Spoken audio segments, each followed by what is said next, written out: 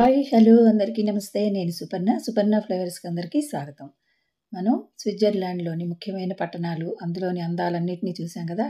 లాస్ట్‌లో చూసిన flower gardens చాలా మందికి బాగా నచ్చాయండి. తులిప్స్ గార్డెన్స్ వీటన్నిటిని చూసి స్కేటింగు ఇవన్నీ చూసి ఎంజాయ్ చేసి, ఆ రోజు నైట్ ఇంట్రాలేకెర్‌లో రెస్ట్ తీసుకొని మర్నాడు ఉదయాన్నే చల్లగా ఉన్న ఈ ఉదయంలో హ్యాపీగా జర్నీ మొదలుపెట్టాం మళ్ళీ.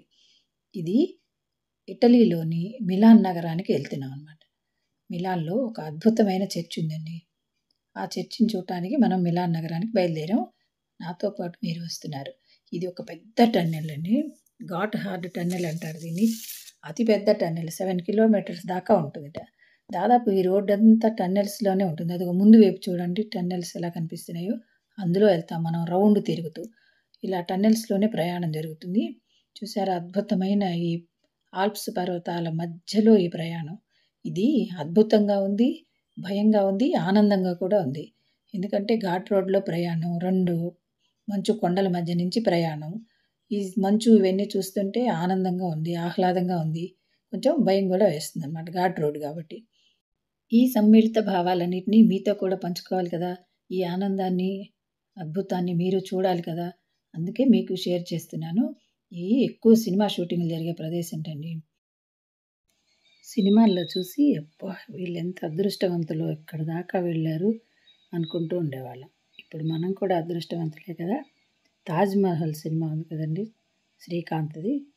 'తాజ్‌మహల్' సినిమాలోని మంచు కొండల్లోన చంద్రమా మళ్ళీ వచ్చిపో అప్పట్లో ఈ పాట చాలా పాపులర్ అయింది. Most popular song. ఈ పాటని ఈ ప్రాంతాల్లోనే షూట్ చేశారని చెప్తున్నారు.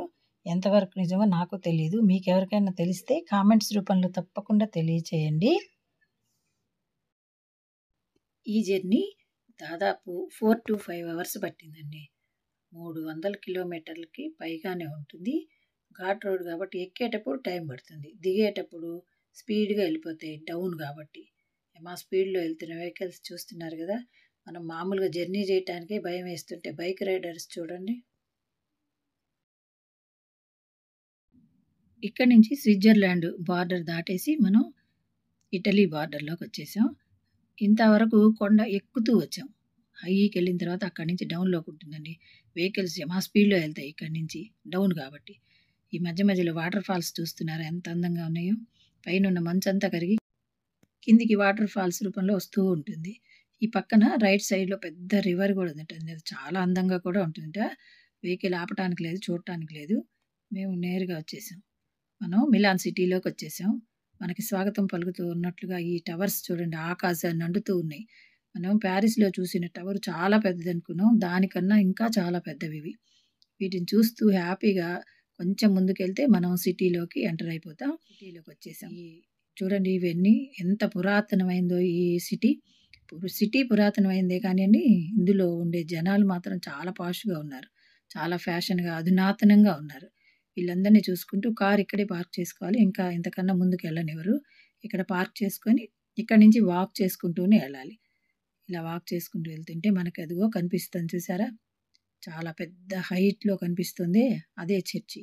మనం మతం గురించి ఆలోచించాల్సిన పని లేదండి ఇక్కడ. ఇది ఒక పెద్ద గొప్ప కట్టడం. గోధిక్ శైలిలో కట్టిన కట్టడం.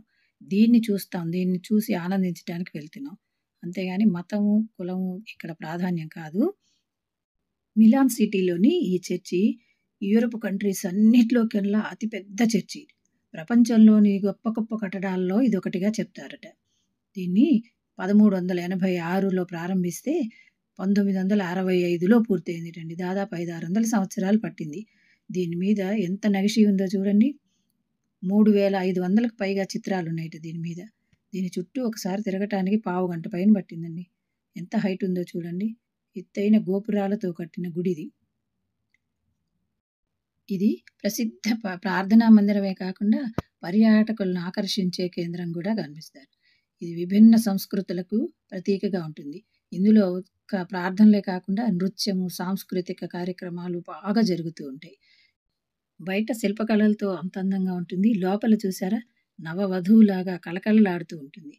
ఒక్కొక్క గోపురం దాని చుట్టూ డెకరేషన్‌లు, మధ్యలో దీవిస్తున్నట్టు ప్రభువు ఫోటోలు.